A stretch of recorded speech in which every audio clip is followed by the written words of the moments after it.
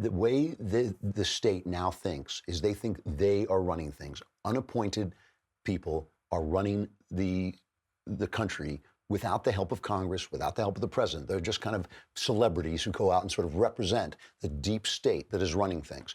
This is the way they really think, and it's the way Congress thinks. Congress has essentially handed over its lawmaking, legislating capability to these agencies and these departments and these regulatory agencies. And when they saw Donald Trump coming down like a bowling ball, they panicked. And they said, we've got to stop this happening. Remember, all the while thinking that it's a good thing for these wonderful, patriotic civil servants to be running the country while you go off and vote your little votes for a Republican or Democrat. Doesn't really matter. Democrats are a little better because they're in favor of a big state. Republicans are worse, so we'll call them racist and all this. But it doesn't really matter because they're all on board. The Congress is on board. They're all on board with this deep state. But the problem they've got now is, what do? They've got to somehow make the Mueller report, which completely exonerates Trump, into a damning document. And then what do they do with that? Do they impeach? Here's Donald Trump's attitude toward impeachment. I mean, whatever you do, Brother Fox, whatever you do, please, Brother Fox, please don't fling me in that briar patch. Briar patch? Briar patch. If you don't remember the story from Uncle Remus, great story. The Brer Rabbit says to the fox, don't throw me into the briar patch, because he knows once he's in the briar patch, he can escape and the fox can't get him. Trump is now basically saying, I'm not going to give you anything. I'm not sending my guys in to testify. I'm telling them to ignore subpoenas. He's goading them to impeach him because he thinks he can win that battle, and he's probably right. What's going on now is the Democrat Party is in a bind, right? They know that if they get it wrong and they go into impeachment, the old hands like Nancy Pelosi know this is going to be a problem. The young guns, they want to move forward. Let's just take a look, though. I mean, what's so amazing about this is not about just the deep state. It's about the elites, right? So it's about the press. The press is defending the powers that be. The protesters in colleges are defending the powers that be. The rebel uprising is here. This is the rebel uprising. This is the counterculture. This is the place where we're standing up for individual freedom. It's the only place.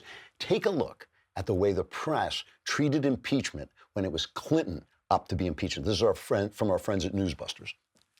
The founding fathers must be turning in their graves that a president of the United States is vulnerable to impeachment for this. Is perjury in a case like this serious enough to warrant impeaching the president? If the Republicans want to go ahead and do this, I think they disgrace themselves in a more profound way than President Clinton has by abusing the machinery of impeachment. Is it worth overturning the will of the people in order to impeach him if the only thing you can prove is that he lied? Is there not some concern of the public perception that this is in fact a kind of effort at a, quote, coup? Ophelia Arellano says it reminds her of a coup in her native Guatemala. We like him.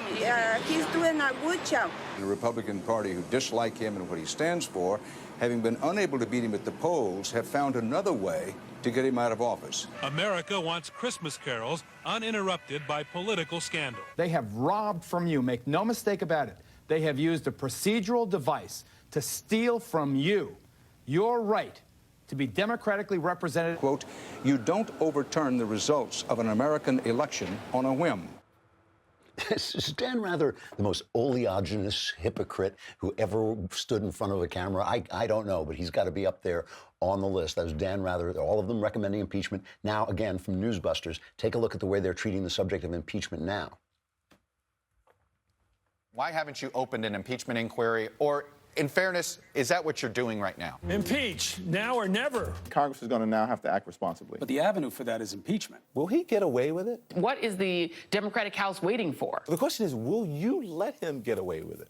If you don't do it, then don't you undermine all the resources put into putting the report together in the first place? I think the Democrats would be smart to impeach him. I wish that, as David proposes, Democrats would just get their act together and push impeachment. If the politics suck and it's the right thing to do the Democrats have the backbone to say what you just said? If Mueller, though, has left a trail as some believe. How does the House not follow that? So if we read the second volume closely, I think it is essentially an open invitation to begin impeachment proceedings. I think it's their constitutional duty now to, at the very least, begin impeachment proceedings. It would be the most unsatisfying thing of all, I think, to just say, well, it is what it is, and we'll settle it at the polls next November. So you have a legal case that you believe this happens and you should do it, but the politics dictate something else. How much is that going to influence this decision? If the conduct described in the Mueller report doesn't deserve that strongest rebuke, then what does?